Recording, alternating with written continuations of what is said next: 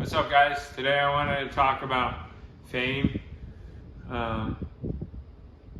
So, first of all, I haven't experienced it a ton, but I've experienced a little bit.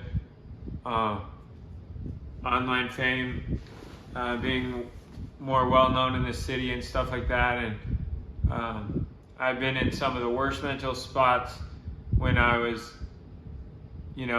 talking to the most people or being known by the most people online. So it really doesn't make you any happier than if you're not famous or whatever, from my opinion. But I obviously haven't experienced it a ton.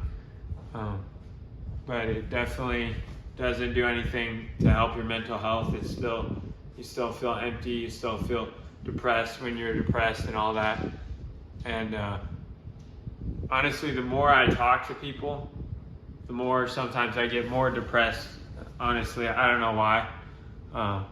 But basically, like when I'm by myself more, I'm able to just be alone, and it's just a healthier mindset than when I'm always constantly just out and about, just connecting with people. Obviously, I love that, and I love that, doing that. But when I do it too much, it just gets overwhelming, and then I go into a depression when I'm like, all right, what am I doing? Like, I'm just looking for external validation, and I feel like that's why fame is. I mean, even Tanner Rongart, he has 1 billion views, 4 million subscribers. He said fame doesn't satisfy, And then look at Robin Williams. He was one of the most famous people, famous entertainers, and he didn't, he committed suicide, And you look at, Leonardo da Vinci or whatever, the one who drew the 16 chapels or whatever. Sorry if I'm getting the names wrong, but he wrote the 15 chapels, sorry, he didn't write it, but he drew it or whatever. And he was an astronomer, physicist, all these different things. He had all these accolades, and he was still depressed. Even Bruce Springsteen said he struggles with enormous amounts of depression, and he has like $500 million, and he's well known. And so, it really, looking for external validation is going to leave you empty, and especially fame.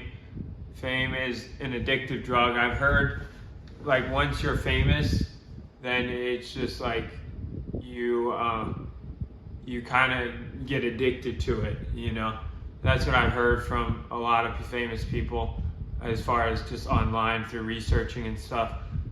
But there's even countless videos on YouTube that talk about famous people that are depressed and rich people that are still depressed. So it's just and then people look at me and they're like, oh, you have this amount of views on one video, 19 million views on one video, and then they're just they look at me differently, and it's just that doesn't fulfill. That's just external validation that really just is just cool for the moment, and then it's just gone. It's just like eating a burger. It's feels good in the moment, and then it's just oh man, I feel like crap. Or not necessarily feel like crap, but you're hungry again in 2 hours or 3 hours or whatever. And so that's what it is with fame, is people look at you differently just because you have some fame on YouTube or whatever. For example, for me, people ask me more questions about myself, and people are more interested in my life just because I have some fame on YouTube. But it's not genuine interest a lot of times. I mean, it is genuine interest, but it really doesn't satisfy anything. It's just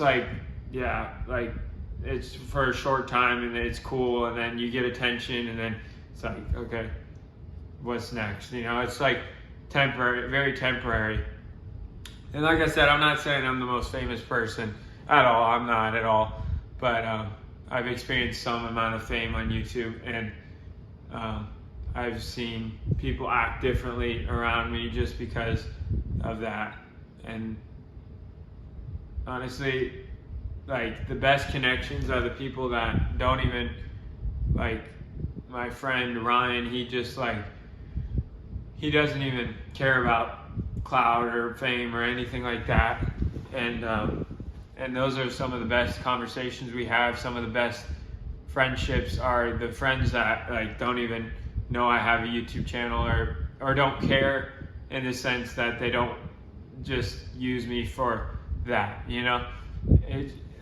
And obviously I'm not saying I'm, like I said, some super famous person, but I have experienced it a little bit more than most people, than 98% of people. So it's just, I figured I'd talk about it from my perspective, because I'm the only one that really realizes it. Like, I mean, like I said, I haven't experienced a ton, but I can only talk from my perspective. Yes, I can read articles, research things, but in the end, like, I've only experienced, you know, fame from my perspective. I know a lot of people in Surprise, but that doesn't make me any happier than if I didn't.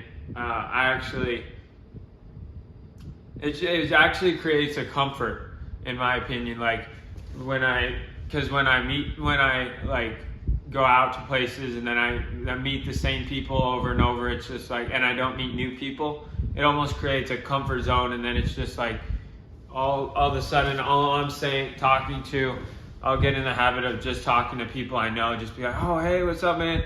And then I won't, like, talk to people I don't know, which is, like, the whole reason the whole thing that I started with is talking to people I don't know, you know?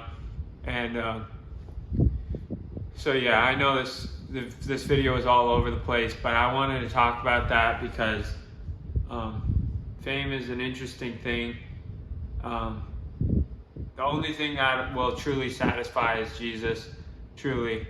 Like, and I don't want to gain the whole world. What the verse is like, I don't want to gain the whole world but lose my soul. You know, and